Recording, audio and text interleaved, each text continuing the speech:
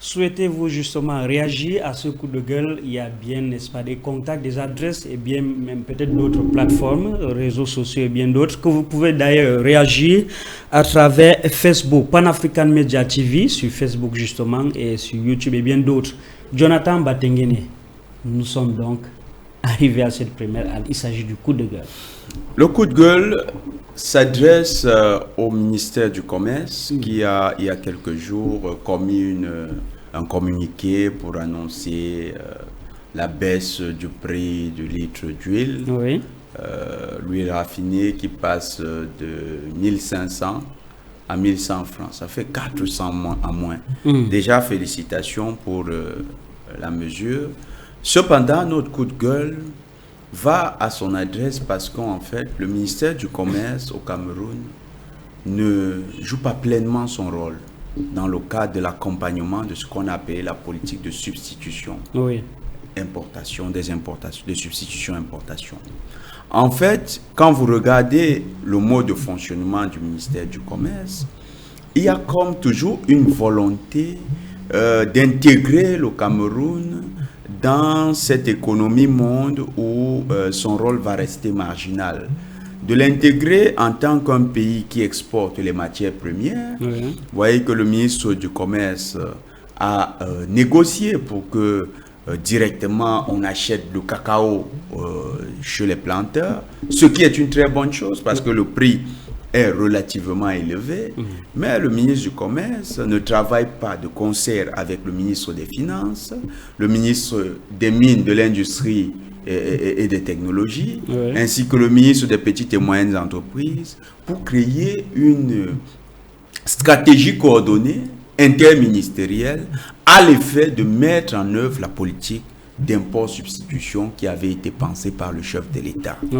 Le ministre continue d'agir comme si le Cameroun, dans le commerce international, devait rester une économie extravertie, une économie qui attend les chocs internationaux pour les subir de plein fouet, qui attend que la conjoncture internationale soit bien meilleure pour pouvoir souffler le froid ou bien le chaud. Et le ministre du Commerce ne participe pas à cette politique d'import-substitution que le chef de l'État avait pensé. Notre coup de gueule vise à rappeler au ministère du Commerce qu'il a un rôle important pour faire du Cameroun une véritable puissance industrielle et davantage booster non pas le commerce des produits extérieurs au Cameroun, mais le commerce des produits camerounais à l'extérieur. Son rôle véritable doit être ça. Et il doit travailler avec les ministères, ainsi que le ministère de l'Agriculture, le ministère des Pêches et des Industries animales. Donc, il y a plusieurs ministères avec lesquels il doit travailler pour bâtir une stratégie intégrée, une stratégie interministérielle qui peut être coordonnée par le Premier ministre. Nous adressons notre coup de gueule à ce ministère qui continue d'agir en solo, qui pense que organiser un marché comme la MIRAP, ça permet vraiment de lutter contre la vie chère. C'est faux. La MIRAP, c'est juste un marché témoin. On peut en bénéficier comme ça au pif, de manière hasardeuse. Parce que parfois, vous ne connaissez pas où sont les stands de la MIRAP sont dans votre ville, dans votre localité. Et parfois, ce n'est valable que dans les chefs-lieux des régions les plus importantes, c'est-à-dire Douala, Yaoundé. Et j'ai rarement vu ça à Maroua et à Garoua. Je ne sais pas si Bouba, vous en avez connaissance. J'ai rarement vu ça à Bamenda. Mais la MIRAP, c'est ce marché témoin qui devait permettre de vendre les produits à des prix vraiment, ils disent prix du champ. Donc ça aurait été quelque chose de très bien. Mais ce marché témoin est vraiment très dérisoire et il est très hasardeux pour vraiment s'attaquer à la question des prix des denrées sur les marchés. Le ministre du Commerce gagnerait à travailler dans une stratégie intégrée où il pense avec les acteurs du secteur, par exemple, le désengorgement des bassins de production de cultures vivrières qui sont très consommées. C'est les cultures consommées à l'intérieur du pays. Quand on veut lutter contre la vie chère, on s'assure que les produits quittent les bassins de production et qu'ils arrivent véritablement au marché. Oui. On réduit la chaîne d'approvisionnement pour avoir le moins d'intermédiaires possible et on a des produits donc qui arrivent à un prix raisonnable. Voilà le meilleur moyen de lutter contre la vie chère. C'est aussi en créant un fonds au ministère du Commerce en taxant les gros importateurs pour booster l'économie artisanale, c'est-à-dire par exemple les producteurs dans le domaine agricole qui utilisent les moyens artisanaux. Par exemple, quand on dit qu'on veut lutter contre la vie chère, avec la production de l'huile, nous savons que l'huile la plus recommandée aujourd'hui dans le monde, c'est l'huile rouge. L'huile avec laquelle nous avons grandi, Bouba. Cette huile, on nous dit aujourd'hui que c'est la meilleure huile. C'est pas l'huile raffinée que monsieur le ministre veut qu'on consomme. Non, c'est l'huile rouge, la meilleure. Alors, pour que l'huile rouge retrouve son prix, nous avons grandi avec l'huile rouge. Le prix, c'était 400 le litre. 400. Seulement 400 le litre. C'était tellement abondant sur le marché que quand vous achetiez l'huile de 100 francs, eh bien, ça vous faisait au moins 2 cuissons.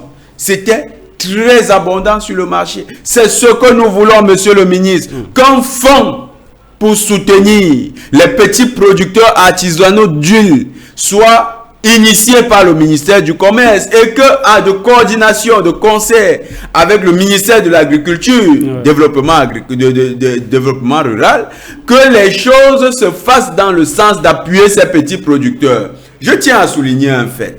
Regardez l'Ukraine, regardez l'Europe, ce qui s'est passé en Europe il y a quelques jours. On a refusé à l'Ukraine une aide pour son armement. Je crois que l'aide c'est 50 milliards. Oui. On lui refusait ça. L'Union européenne a longtemps discuté là-dessus. Mais vous savez pourquoi? Parce que les agriculteurs européens disent qu'ils se sentent lésés et que ces derniers ne sont pas... Ils disent, c'est les agriculteurs hongrois qui ont d'abord levé le problème auprès du président Viktor Orban. Ils lui disent, nous ne sommes pas compétitifs par rapport aux agriculteurs ukrainiens. Les agriculteurs ukrainiens ont un sol des plus fertiles. Ils le reconnaissent et ils disent qu'ils ne sont pas prêts de faire la compétition avec les Ukrainiens. Donc, qu'on n'aide plus l'Ukraine et qu'on n'achète plus les produits ukrainiens de manière préférentielle. Il faut les mettre dans la concurrence. Vous voyez comment ces gens ont compris le message de leurs agriculteurs. Pourquoi? Parce que c'est leurs agriculteurs qui nourrissent l'Europe. L'Europe est d'abord nourrie par les agriculteurs européens. C'est ça. Quand on veut lutter contre l'inflation, quand on veut lutter contre la question de la vie chère, on s'arrange à avoir une autosuffisance alimentaire abondante. On doit s'assurer que les produits sont en grande quantité sur le marché et que les coûts de production sont minorés par la subvention de l'État. En Europe, ces paysans demandaient cette subvention. Si mais est-ce qu'en Afrique, ces paysans demandent quand même quand il s'agit par exemple... Mais les paysans, nous sommes tous des paysans, Bouba. Nous sommes tous des paysans. Parfois, nous allons aussi dans les champs. Quand vous faites votre champ, vous avez besoin d'un appui. C'est vrai qu'il y a des programmes qui existent. Et nous, c'est le moment d'informer certaines personnes, d'informer ceux qui sont dans l'agriculture. Il y a un programme d'amélioration de la compétitivité agricole dans beaucoup de secteurs. Il y a la banane plantain, il y a le cacao, il y a les VIA, il y a le café, il y a les fruits. Quand vous êtes dans tous ces secteurs, l'État vous donne un certain nombre de plants. Je crois que pour le cacao, c'est 5000 plants. Pour les VIA, c'est 15 000 plants. Ça fait 32 hectares. Pour la banane plantain, c'est 5000 pieds. Donc, il y a des programmes comme ça, mais ça ne suffit pas. Il faut accompagner les jeunes agriculteurs. Ceux-là qui aujourd'hui ont besoin, par exemple, quand vous voulez faire défricher vos champs, quand vous voulez exploiter de vastes étendues. Donc là, vous avez besoin d'un accompagnement. S'il y a un fonds qui est mis à la disposition des agriculteurs, et vous savez que les banques sont très hésitantes à financer l'agriculture, mais si vous avez un fonds qui finance l'agriculture, eh bien, monsieur le ministre du Commerce, vous travaillez véritablement à l'import-substitution parce que vous allez permettre aux agriculteurs locaux de se doter de moyens modernes. Ils pourront prendre de l'argent dans ce fonds pour peut-être avoir un tracteur, disons, dans une localité et mécaniser leur agriculture. Ça va permettre d'avoir des rendements plus importants et donc, et également une main-d'œuvre moins abondante sur le marché. Donc, un impact sur le coût final des produits. Voilà ce qu'il faut faire. Pour la question de l'huile, ce n'est pas l'huile raffinée qui est la solution. Non, il faut intégrer qu'il y a la valeur nutritive de l'huile. Et aujourd'hui, les nutritionnistes nous disent que la meilleure huile, c'est l'huile rouge. Donc, pour que l'huile rouge soit abondante et que nous n'ayons pas demain les risques d'obésité, les risques de cancer qui sont liés à l'huile raffinée, Monsieur le ministre, Excellence, travaillez à ce que la production artisanale d'huile rouge augmente. Voilà le meilleur moyen de lutter contre la vie chère. Nous encourageons le ministère à tenir compte de ces avis. Nous encourageons le ministère à sortir de la dépendance du marché international et à faire du marché camerounais un marché autosuffisant sur la base de sa production interne et à amener les paysans camerounais à davantage commercer vers l'extérieur. Ça va permettre une chose, d'inverser l'équilibre de la balance commerciale. C'est-à-dire, au lieu d'avoir un déséquilibre vis-à-vis de nos importations, nous allons avoir un déséquilibre vis-à-vis de nos exportations et donc des gains même en devises pour l'économie nationale. Merci Jonathan Batengene. Charlie Kenye, un mot à ce coup de gueule de Jonathan Batengene qui s'intéresse justement aujourd'hui au mine-commerce du Cameroun. Alors si on regarde la tendance, aujourd'hui on voit le litre d'huile qu'on a véritablement baissé le prix, donc de 1500 à 1100 francs. C'est quand même une avancée, on peut le dire, mais sauf qu'il y a beaucoup encore qui reste à faire.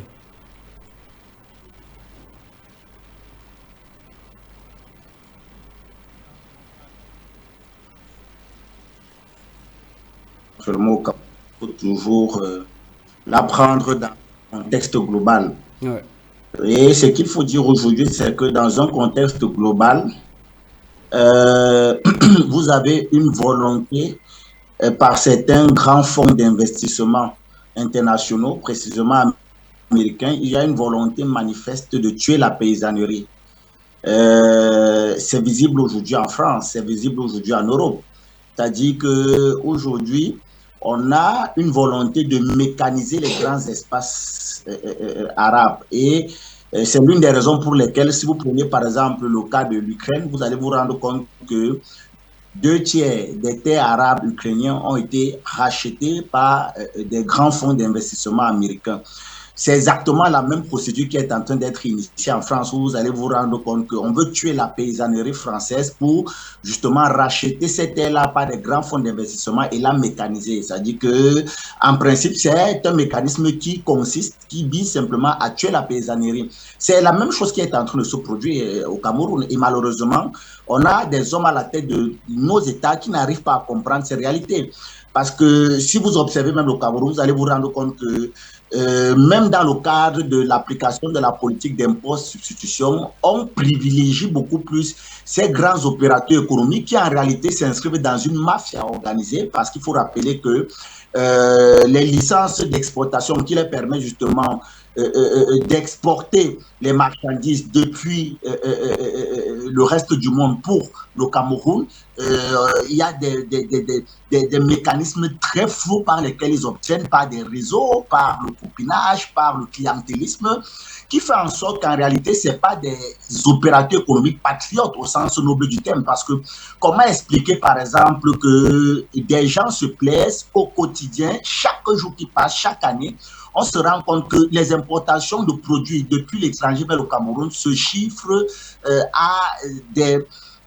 de façon croissante. C'est-à-dire que si vous prenez par exemple le cas du riz, comment le ministre, est-ce que c'est à nous d'expliquer au ministre que c'est des gens qu'il faut taxer pour, déjà, les dissuader de comprendre qu'il faut obligatoirement, il faut toujours aller prendre dehors pour ramener à l'intérieur, parce que quand ils partent prendre dehors pour ramener à l'intérieur, ce sont les devises qui quittent le pays. Ça, c'est un.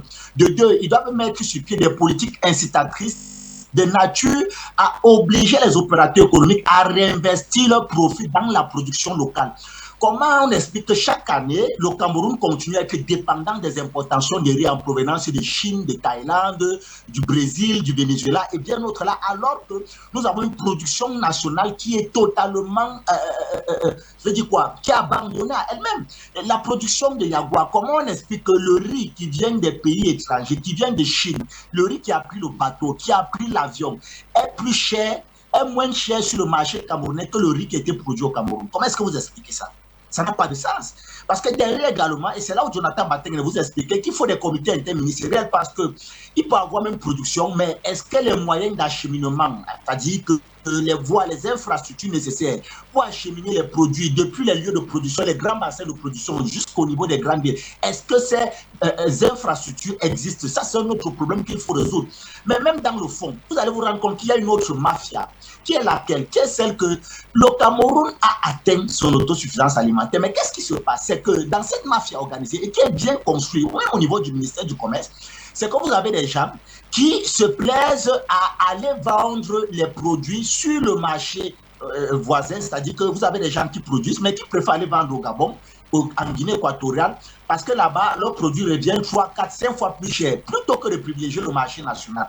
C'est-à-dire qu'en réalité, on refuse justement de mettre sur pied des mécanismes qui vont contraindre ces acteurs-là à pouvoir privilégier le marché local au détriment du marché régional.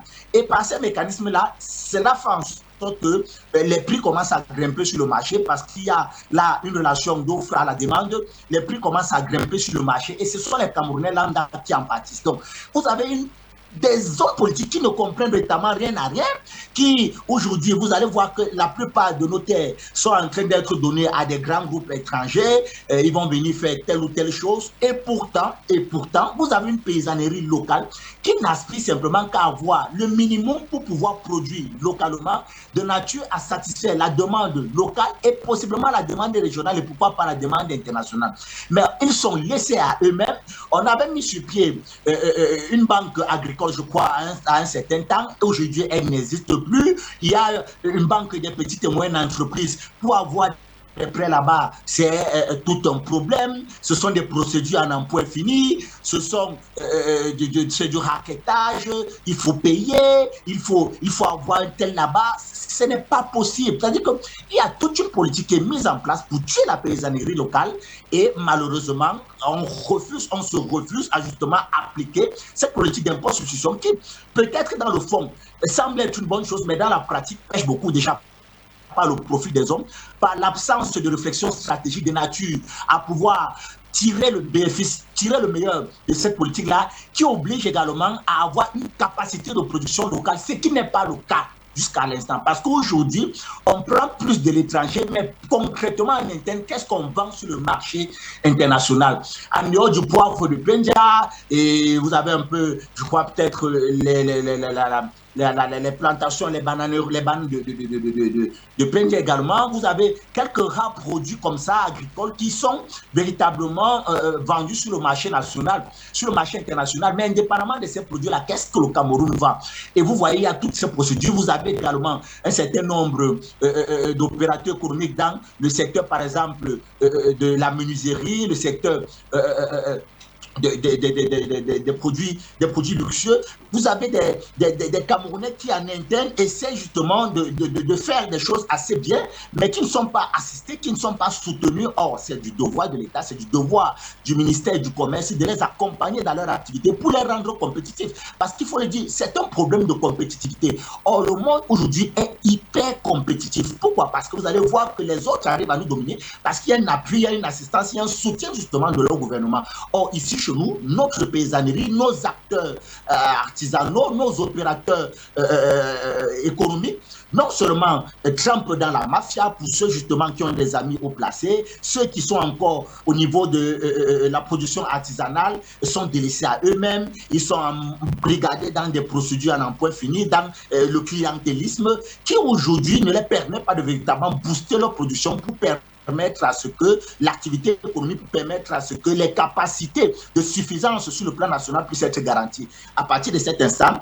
je suis désolé de le dire, ce sont ces hommes politiques-là, ces profils-là, qui véritablement ne comprennent rien à rien, ne comprennent même pas les dynamiques internationales, ne comprennent même pas les stratégies internationales, et qui pensent que simplement le commerce, c'est lorsque les gens produisent, c'est de vendre, c'est de fixer les prix, alors que fixer les prix n'a absolument rien à voir avec le commerce. Le commerce aujourd'hui, c'est une stratégie qui nous permet, qui permettrait, que sur le plan national, nous puissions avoir des matières, des produits à bon coût, des produits et services de qualité à bon coût, ça c'est un. De deux, qui nous permettent également d'être compétitifs sur le marché régional et sur le marché international. Mais là, ça passe par des politiques d'accompagnement de ces acteurs, de ces opérateurs économiques, ce qui n'est pas le cas, et qui enfin nous permet évidemment de pouvoir, à travers un certain nombre de ventes sur le marché international, de pouvoir faire entrer des devises et d'inciter justement à une politique d'investissement, c'est-à-dire que les gens se sentent à l'aise à venir investir, bien sûr dans un esprit de protectionnisme, parce que c'est ça le problème. Même si les gens doivent venir investir chez nous, l'État ne doit jamais oublier qu'il faut toujours rester dans un esprit de protectionnisme, parce qu'il faut protéger les producteurs locaux, les opérateurs économiques locaux, protéger la production nationale, ce qui aujourd'hui semble ne pas comprendre ces hommes politiques qui nous gouvernent. C'est quand même une situation un peu triste. Triste pourquoi? Parce qu'au Cameroun, par exemple, quand je parle du riz de Yagua, vous avez l'impression que c'est plus le Nigeria qui paie le riz de Yagua au détriment des Camerounais. C'est ça, mon frère Bouba. C'est que derrière, il n'y a pas un travail intense. Or, à Yagua, on a quand même une production qui avoisine les 180 000 tonnes. Voilà. 180 000 tonnes. Moi, je suis arrivé dans les localités de l'extrême nord. Il est difficile, même pour l'enfant de l'extrême nord Cameroun. Moi, je vois souvent des Camerounais qui vont dans les réseaux sociaux dire « Ouh, à l'extrême nord, c'est... » Et ils ont déjà réussi à imprimer ça dans les consciences des gens. Hein. Les clichés de l'extrême nord, c'est l'école sous la paille. Une école, le manque d'eau, l'absence d'eau, encore des clichés. Je tiens à répéter que c'est des clichés. Et il y a la dernière, le dernier élément, c'est qu'on vous dit qu'à l'extrême nord, il y a la famine qui sévit. Donc les gens là-bas, c'est des familles qui veulent la faire mourir. Or, j'ai été à l'extrême nord, et Dieu seul sait, pour y avoir passé, y avoir séjourné pendant un certain temps. J'ai été impressionné. D'ailleurs, ma dernière conversation, c'était avec une employée du PAM. Elle est aussi, elle est sociologue. Hein. Bon, je vais taire son nom. Oui. Elle travaille pour le programme alimentaire mondial là-bas. Elle a travaillé dans le camp de Minawao. Elle a travaillé également pour le PAM maintenant dans des projets qui touchent certaines localités. Et je lui pose la question parce que nous étions allés, le bon poulet, on savourait du bon poulet bicyclette, le bon poulet bicyclette. Hein. Voilà. Et pendant qu'on est en train de savourer du poulet bicyclette, je lui demande, mais madame, pendant que vous mangez du poulet ici à Maroua, vous pensiez à toutes ces personnes que vous visitez tous les jours parce qu'elles sont mortes de famille. Oui. Et la dame éclate de rire. C'est une jeune dame, elle éclate de rire. Voilà. Elle me dit, Jonathan, tu prends cette histoire d'eau? J'ai dit non. Pour ma part, je me fie au rapport. Je lui rappelle le rapport de 2023. Voilà. Elle sourit, elle me dit, ce rapport, c'est nous qui l'avons écrit. J'étais dépassé, Bouba. Elle dit, c'est nous qui l'avons écrit. Et elle me pose la question la plus pertinente. Elle me dit, le poulet qu'on mange là, ici à Maroua, vous avez une idée d'où ça vient? Oui. Je lui dis non. Elle dit, ça vient des villages où nous avons des programmes. Je dis, ah bon? Elle me dit oui. Et je lui demande, comment ça se fait? Elle me dit, est-ce que vous pensez qu'un éleveur de poulet peut vendre son dernier poulet pour avoir de l'argent? Mais bien sûr. Je lui dis oui, elle me dit non, c'est impossible. Quand il n'a plus qu'un poulet, il ne va pas le vendre. Elle me dit donc c'est un principe qu'il faut déjà intégrer. Ça veut dire qu'en fait, tous ceux qui vendent le poulet à Maroua, qui viennent des villages, ils ont plusieurs poulets en réserve. Elle me dit d'où viendrait donc la famine dans ces localités. En plus, elle m'explique qu'il y a des bassins de production très enclavés là-bas. Oui. Et qu'une bonne partie de la production dans ces localités-là est directement revendue aux grossistes nigérians qui viennent acheter dans les champs. J'étais impressionné par les révélations de cette dame. Et je lui demande pourquoi le PAM maintient le risque de famine à l'extrême nord. Elle dit non, c'est vital pour le PAM, pour le projet en lui-même. Voilà. Ils veulent se maintenir à l'extrême nord Cameroun. Donc, ils produisent des rapports sur commande qui sont revérifiés par les experts états-uniens. Elle me dit c'est les États-Unis qui sont dans le projet, qui insistent pour avoir des indicateurs négatifs tout le temps et maintenir l'extrême nord Cameroun dans le risque de famine.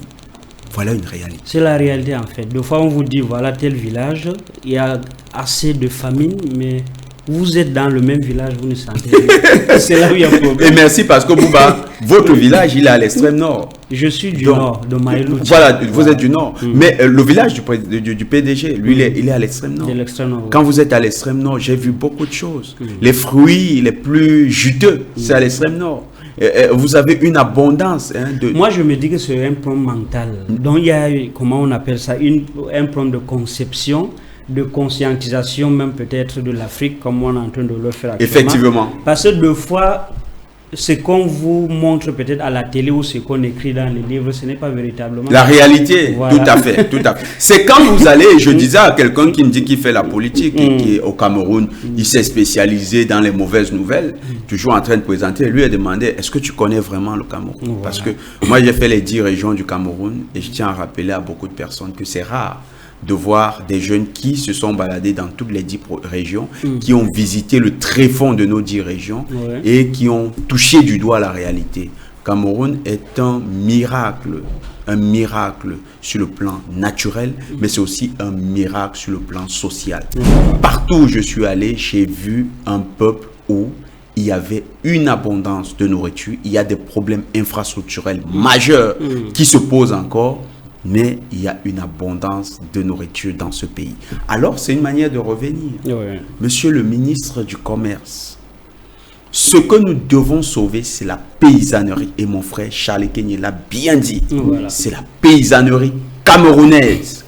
Cette paysannerie a les capacités de nourrir notre pays. Cette paysannerie a toujours été au rendez-vous. Cette paysannerie, c'est des techniques culturelles ancestrales. C'est-à-dire, c'est un patrimoine immatériel de l'humanité. Est-ce que vous allez sacrifier cela simplement parce que vous êtes venus des APE et que vous voulez en tout prix nous arrimer à cette économie monde qui est elle-même hominicide? Il faudrait, monsieur le ministre, penser à relever la paysannerie. L'avenir de l'humanité, c'est cette paysannerie. Elle a été le passé, elle est aussi le présent et elle est l'avenir. La paysannerie est un bien commun que nous partageons avec beaucoup de peuples. Cette industrialisation à outrance de l'agriculture, avec la montée en puissance des OGM, vous savez que les OGM, parfois ne sont pas réplicables. Ils ne peuvent pas, vous ne pouvez pas les reproduire uniquement qu'à partir des laboratoires. Donc, si vous avez des OGM partout, si au lieu de la patate douce que vous pouvez planter, moi je voyais dans mon quartier d'enfance, parfois quand vous aviez une terre qui était restée simplement en friche, personne ne l'a cultivée, c'est les patates douces rouges que vous retrouvez là-bas, que nous appelions la patate sauvage. Ma première fois de voir qu'on la mangeait, c'était lorsque je suis allé en Afrique de l'Ouest. J'ai constaté... la patate rouge. Alors que, par exemple, au nord, c'est une alimentation habituelle. Voilà. Alors que pour nous qui sommes dans nos villages, on vous dit que c'est pas la nourriture. On préfère la patate douce jaune. Et c'était comme ça dans les habitudes. Et pourtant, ça cuit. Ça cuit. J'ai vu que on peut cuisiner cela.